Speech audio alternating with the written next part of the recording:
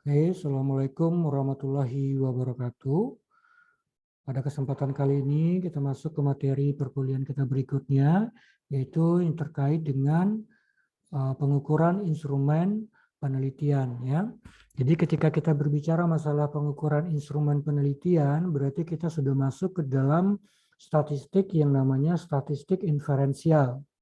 Di mana sebelumnya kita sudah membahas terkait dengan statistik deskriptif, yaitu kita sudah mulai dari pembuatan tabel distribusi frekuensi sampai dengan pengukuran simpangan, ya, baik itu simpangan rata, varian, maupun standar baku. Ya. Nah, sekarang kita masuk ke dalam statistik inferensial, yaitu di mana statistik inferensial ini nanti kita akan banyak membahas terkait dengan pengolahan data statistik yang terkait dengan penelitian. Ya, kalau kita berbicara masalah penelitian, berarti nanti kita akan berbicara masalah metodologi penelitian. Nah, di dalam ketika kita berbicara masalah statistik, berarti kita terkait dengan penelitian kuantitatif. Di awal saya sudah sebutkan bahwa dalam penelitian itu ada dua, ada penelitian kuantitatif, ada penelitian kualitatif. Tapi saya tidak akan berbicara masalah metodologi penelitian di sini, ya. Nah, saya juga tidak akan nanti berbicara masalah hal-hal yang berhubungan dengan metodologi penelitian tersebut. Tapi nanti saya akan fokus terkait dengan bagaimana melakukan proses pengolahan data yang berhubungan dengan penelitian, yaitu salah satunya itu pengukuran instrumen penelitian. Ketika kita berbicara masalah penelitian, itu tidak akan pernah lepas dari yang namanya instrumen alat ukur, ya. Karena alat ukur itulah nantinya yang membantu kita sebagai peneliti untuk proses pengambilan data. Nah, kalau di dalam psikologi biasanya instrumen penelitian yang biasa digunakan itu adalah skala, ya. Apa itu skala? Bagaimana cara bikin skala? Jenis-jenis skala, tingkatan skala, dan lain segala macamnya yang berhubungan dengan skala, itu nanti saudara akan dapatkan di mata kuliah psikometri, konstruksi alat ukur. Ya, jadi tidak di statistik ini. Kita berbicara masalah skala itu.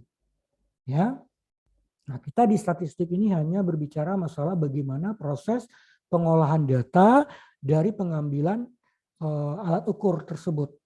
Ya, jadi data yang sudah diambil, ya, alat ukur yang sudah jadi itu, kemudian dilakukan proses pengambilan data, datanya sudah ada, itulah yang akan diolah menggunakan statistik. Disitulah fungsi statistik nantinya, khususnya statistik inferensial. Itu kita berbicara yang pertama adalah kita berbicara masalah pengukuran instrumen penelitian.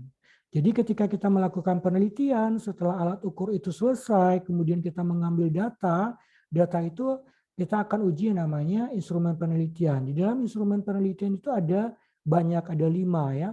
Tapi biasanya nanti yang akan kita lakukan di dalam psikologi itu, kalau untuk pengukuran instrumennya biasanya hanya dilakukan uji validitas dan uji reliabilitas. Nah, sekarang kita fokus pada pertemuan kali ini adalah kita akan membahas yang terkait dengan validitas itu sendiri terlebih dahulu. Nah, apa itu validitas? Validitas itu adalah merupakan menunjukkan sejauh mana suatu alat ukur mampu mengukur apa yang ingin diukur. Jadi kalau di dalam bahasa mudahnya seperti ini, ketepatan alat ukur. Ya, apakah alat ukur yang kita bikin gitu ya sudah sesuai apa belum dengan objek permasalahan dan teori dalam penelitian kita. Nah, untuk bisa melihat apakah alat ukur itu sudah tepat, itu namanya adalah uji validitas, ya, ketepatan. Ketepatan alat ukur dalam menguji suatu permasalahan atau variabel penelitian. Nah, jenis validitas itu ada 3. Ada validitas isi, validitas kriteria, dan validitas konstruk. Nah, di dalam penelitian kuantitatif yang dilakukan pengolahan data menggunakan statistik itu biasanya hanya menggunakan validitas konstruk. Sedangkan validitas isi dan kriteria itu tidak dilakukan pengujian statistik. Itu hanya dilakukan penyeleksian item itu hanya berdasarkan yang namanya professional judgment. Tapi kalau yang namanya validitas konstruk itu dilakukan pengujian statistik. Ya, nah di sinilah nanti kita akan melakukan pengujian validitas dalam statistik ini. Nah, ini adalah pengetahuan saudara terkait dengan validitas, ini bisa dibaca ya, karena ini bukan materi di dalam statistik, ini hanya pengantar untuk saudara bisa tahu dan paham. Ya, kenapa kita harus melakukan pengujian validitas. Ini juga bisa saudara baca dan nanti akan dipelajari di perkuliahan psikometri dan konstruksi alat ukur. Jadi di dalam mata kuliah konstruksi alat ukur itu nanti kita akan belajar apa itu skala, apa itu tes, apa itu kuesioner, apa itu validitas, apa itu reliabilitas, dan jenis-jenis validitas yang lainnya secara teoritis. Secara prakteknya nanti saudara akan belajar di konstruksi alat ukur. Sedangkan untuk pengolahan datanya belajar di statistik psikologi ini. Ya, nah ini. Nah, kemudian ketika kita melakukan pengujian instrumen alat ukur dalam hal ini validitas, untuk bisa dikatakan item itu valid atau tidak, itu secara teorinya, secara konsepnya menurut Azwar atau menurut Sugiono, itu alat item itu bisa dikatakan valid adalah harus besar sama dari 0,3. Ya. Jadi dia besar sama dari 0,3, item itu bisa dikatakan valid. Ya. Jadi kalau kita berbicara masalah validitas, berarti kita berbicara masalah item. Ya, item itu pertanyaan gitu ya. Nanti saudara paham sendiri nanti belajar psikometri. Apa itu item. Jadi ketika kita belajar validitas, kita akan mengukur item itu sudah valid atau belum, atau pertanyaan itu sudah valid atau belum, gitu ya. Sudah sesuai apa belum dengan sampel penelitian kita, dengan permasalahan penelitian kita, dengan teori yang kita gunakan apa belum. Nah, dengan maka itu dilakukanlah yang namanya uji validitas konstruk dengan standar hadiah hasil akhir pengujian validitasnya itu harus besar sama dari 0,3. Bagaimana cara mendapatkan besar sama 0,3? Itu ada rumusnya. Rumusnya yaitu kita menggunakan rumus RXY. Nah, sebelum saya menjelaskan terkait dengan rumus RXY ini, saya beritahu terlebih dulu agar saudara paham ya, bahwa rumus RXY ini nanti adalah rumus yang juga bisa digunakan untuk beberapa pengujian statistik dalam statistik inferensial. Ya, selain dalam pengujian validitas, nanti ketika kita menguji reliabilitas, nanti akan juga ada teknik di dalam reliabilitas itu juga menggunakan rumus RXY ini. Nah, begitu juga dengan pengujian hipotesis, ya khususnya di dalam penelitian yang sifatnya korelasional atau melihat hubungan, ya rumus RXY lagi yang akan dicari. Maka dari itu, ketika kita belajar yang namanya rumus RXY pada validitas ini, saya harapkan saudara memang betul-betul bisa paham bagaimana cara mencari rumus menggunakan rumus RXY ini. Karena rumus RXY ini digunakan di beberapa pengujian statistik yang lainnya. Nah, dalam rumus RXY ini nantinya adalah rumusnya RXY sama dengan N dikali sigma XY dikurang sigma X dikali sigma Y dibagi akar dari N dikali sigma X kuadrat dikurang sigma X dikuadratkan dikali akar dari N dikali sigma Y kuadrat dikurang sigma Y dikuadratkan. N itu apa? N itu adalah banyaknya data atau sampel. Ya. Sedangkan sigma XY adalah total dari pengkalian X dikali Y. Sedangkan sigma X adalah total nilai X. Sedangkan Y adalah total dari nilai Y. Begitu juga dengan sigma X kuadrat. Berarti total nilai X kuadrat. Ya, jadi kalau kita berbicara masalah sigma X kuadrat, berarti nilai X itu dikuadratkan satu-satu terlebih dahulu. Ya, dikuadratkan. Total dari pengkuadratan satu-satu itulah yang dikatakan dengan sigma X kuadrat. Nah, berbeda lagi dengan yang namanya sigma X dikuadratkan. Ya, jadi perlu diingat, sigma X kuadrat itu berbeda dengan sigma X dikuadratkan. Kalau sigma X kuadrat tadi kita mengkuadratkan dulu satu-satu, kemudian kita totalkan. Itu yang dikatakan dengan sigma X kuadrat. Tetapi kalau sigma X dikuadratkan, nilai pada masing-masing X itu dijumlahkan ke bawah, sehingga ditotalkan gitu ya. Setelah dapat totalnya itu baru dikuadratkan. Begitu juga dengan Y kuadrat maupun sigma X dikuadratkan. Nanti kita lihat ya apa bedanya sigma X kuadrat dengan sigma X dikuadratkan. Oke, jadi ini adalah rumus untuk mencari validitas atau disebut dengan rumus RXC atau rumus product moment. Nah, sampai di sini saya rasa saudara paham ya, di mana rumus RXC adalah N dikali sigma XY dikurang sigma X dikali sigma Y dibagi akar dari N dikali sigma X kuadrat dikurang sigma X dikuadratkan dikali N dikali sigma Y kuadrat dikurang sigma X dikuadratkan. Oke, sekarang kita lihat contohnya.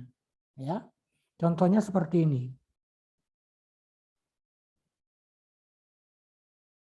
Ya, sebenarnya kalau kita berbicara data, sebenarnya datanya itu hanya ini ya. Ini. Dari X1, X2, X3, X4, X5, X6. Yang ini semua ini adalah tabel pembantu saya contohkan untuk mempermudah kita. Tapi kalau berbicara masalah data dalam proses pengambilan data di dalam instrumen sebenarnya ini X1, X2, X3, X4, X5, X6. Ingat, ketika kita berbicara masalah validitas berarti kita berbicara masalah item.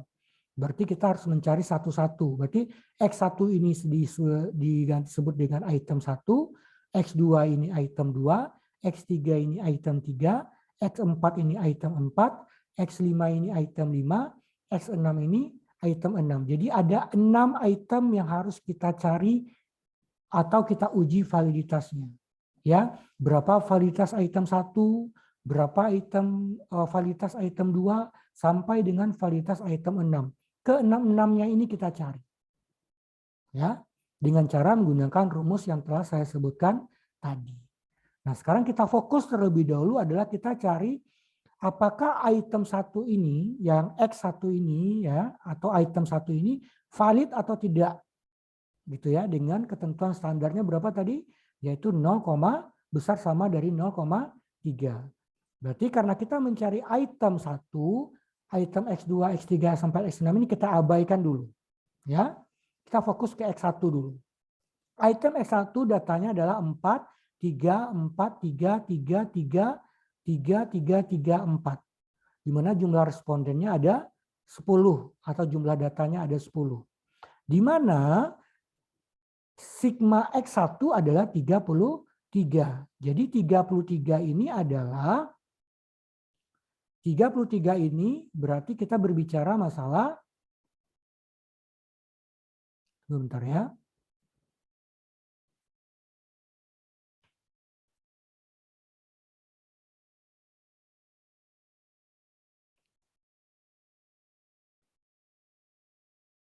Nah, berarti kalau 33 ini dapatnya dari mana? 33 itu disebut juga dengan sigma X1.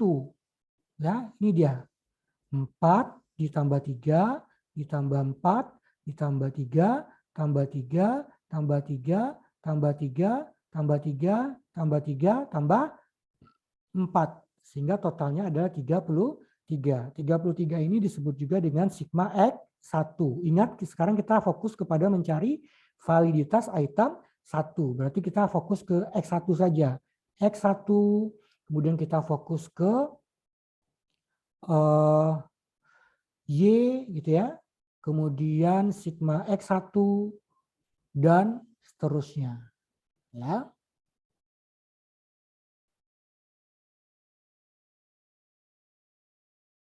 Oke, berikutnya adalah kita cari yang namanya sigma Y. Kalau untuk mencari sigma Y yang ini ya, ini berarti kalau tadi X tadi kita menjumlahkan ke bawah ya, sedangkan Y kita menjumlahkannya ke samping. Ini dikatakan dengan sigma total Y baru ya, nilai Y. Nilai Y1. Itu caranya 4 ditambah 4 tambah 4 tambah 2 tambah 3 tambah 3. Totalnya 21. Nah itu kenapa di sini 21.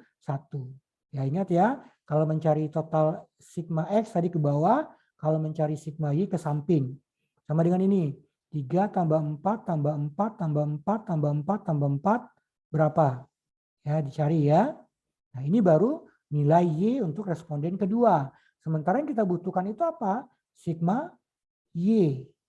Berarti kalau sigma Y, berarti total yang kita jumlahkan ini ke samping semuanya, dijumlahkan ke bawah, itulah yang dikatakan dengan sigma Y. Ya. Oke, kita sudah dapatkan sigma X1, kita sudah dapatkan sigma Y. Berikutnya tadi kita juga butuh yang namanya sigma Y kuadrat. Ya. Kalau Y kuadrat ya berarti nilai Y ini dikuadratkan. 21 kuadrat yaitu 441. Kemudian berapa nilai Y di sini dikuadratkan? Ya, cari ya.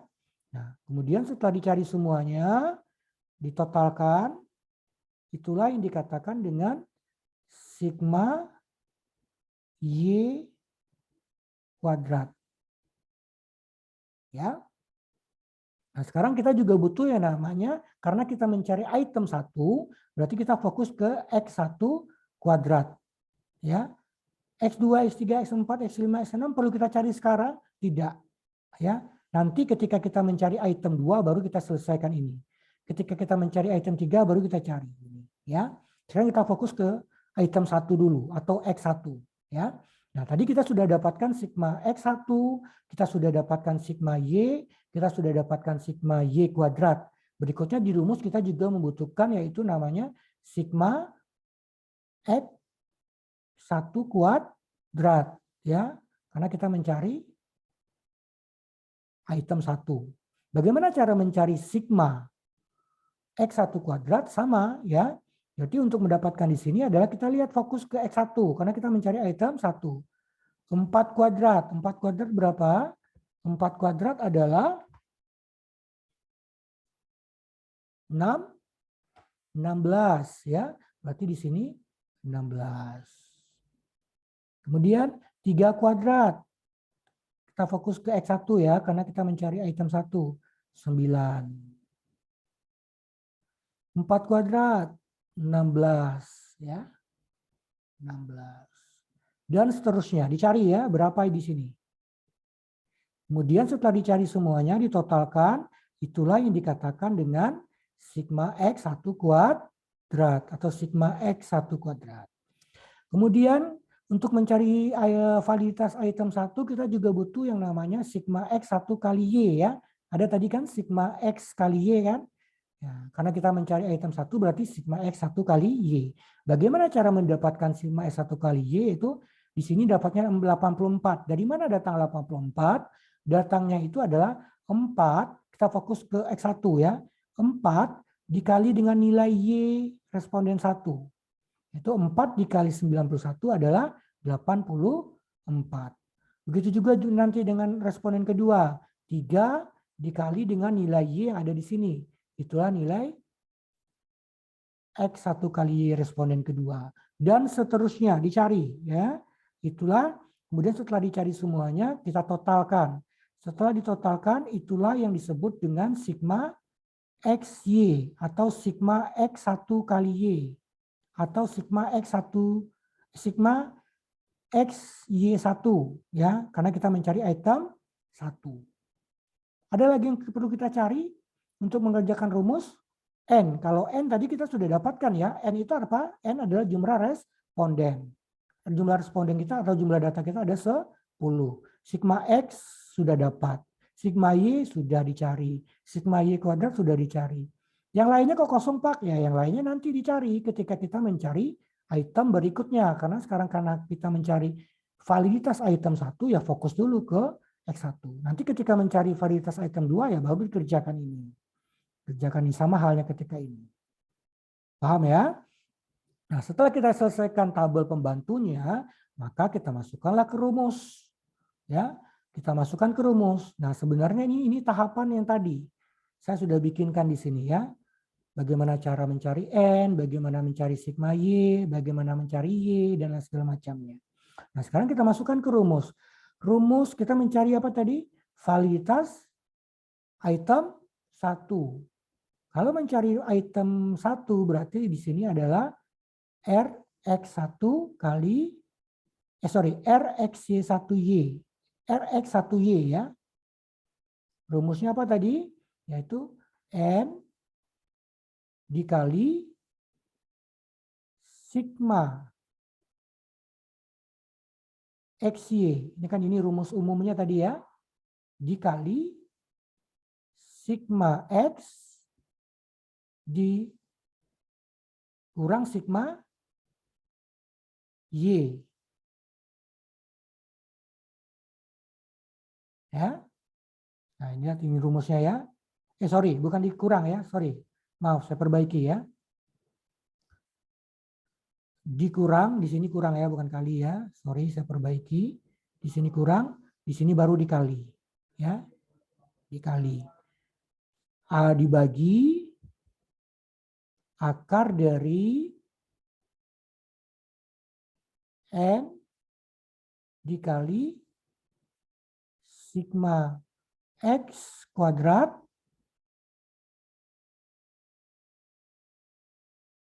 dikurang sigma X dikuadratkan dikali N dikali sigma Y kuadrat dikurang sigma Y dikuadratkan. Ini rumus umumnya tadi ya. Nah, karena kita mencari tadi ada item 1, berarti setiap X ini dikasih angka 1. Item 1, 1, 1, 1. Ya, kalau Y tidak perlu dicari 1, karena Y-nya cuma 1 kan. Yang banyak itu adalah X. Tadi itemnya ada 6. Sekarang kita fokus ke item 1. Nanti kalau mencari X2, berarti ini X2, X2, X2. Ya, paham ya sampai di sini ya. Berarti kita masukkan lagi angka-angka yang sudah kita cari tadi. N kita berapa tadi? 10. Ya, dikali sigma X kali Y1. Sigma X kali Y1 kita tadi berapa? Ini kan 84. Berarti dikali 84. Ya. Dikurang sigma X1. Sigma X1 kita berapa? Lihat, sigma X1 yang ini ya, sigma X1 ini ya. Nih, sigma X1 ini. Berarti 33.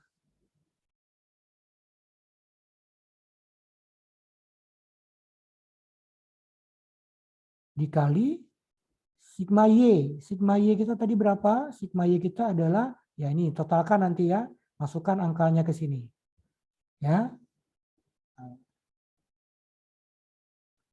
Dibagi akar dari, masukkan angkanya lagi. N-nya berapa? 10. 10 dikali sigma X1 kuadrat. Nah, ingat ya, sigma X1 kuadrat yang mana? Sigma X1 kuadrat berarti ini ada yang ini. Ya. Sigma X1 kuadrat kita yang ini. Bukan yang ini. Ini adalah sigma X. Sigma X1 kan. Yang dimintanya adalah sigma X1 kuadrat. Berarti masukkan. Berapa sigma X1 kuadrat kita? Ya. Dikurang sigma X. Sigma X berapa tadi? Kita sudah ketahui kan sigma X ini kan. Sigma X adalah, atau sigma X1 adalah 33. Masukkan angka 33-nya. Dikuadratkan. Dikali N 10. Ya. Dikali sigma Y kuadrat. Nah, sigma Y kuadrat tadi kita sudah cari ya. Sigma Y kuadrat yang ini. Nih, sigma Y kuadrat. Masukkan angka sigma Y kuadrat. Berapa? Gitu ya. Y kuadratnya berapa? Dikurang sigma Y dikuadratkan. Nah, sigma Y adalah yang ini. Ini sigma Y, ini sigma Y kuadrat. Yang kita butuhkan sigma Y. Kalau sigma Y berapa? Masukkan di sini ya. Ya. Selesai. Selesaikan rumusnya. Ya. Ingat, dalam mencari ini gunakan prinsip matematika yang kuat dikerjakan dulu. Ya. Ya, sampai di sini saya rasa saudara cukup paham ya. Nah, yang penting diingat itu adalah baca rumus baik-baik, kemudian jangan salah memasukkan antara X kuadrat dengan X dikuadratkan. Ya, karena itu berbeda. Oke ya, jadi silakan dikerjakan untuk mencari item 1. Ini baru item 1 ya. Nah, sementara item kita tadi ada berapa? Ada 6. Berarti ya carilah, selesaikan ini semua. Sama caranya. Ya. Nah, selesaikan ini X1 dulu, nanti didapatkan apakah dia valid atau tidak. Ketentuan validitas tadi apa? Dia dinyatakan valid apabila besar sama dari 0,3 atau 0,30. Ini bisa dikatakan valid. Ya. Ya. Tergantung nanti di sini berapa. Kalau seandainya di sini 0,5 misal ya, 0,53 berarti ini bisa dikatakan valid. Tapi gitu ya. Tapi kalau seandainya di sini seandainya ya, kalau seandainya di sini 0,21 valid apa tidak? Tidak valid. Karena dia kecil dari 0,3. Ya. Nah, sampai sini paham ya? Kalau paham, silakan dikerjakan soal latihan yang ini, ya selesaikan. Jika ada pertanyaan bisa ditanyakan di grup mata kuliah ya.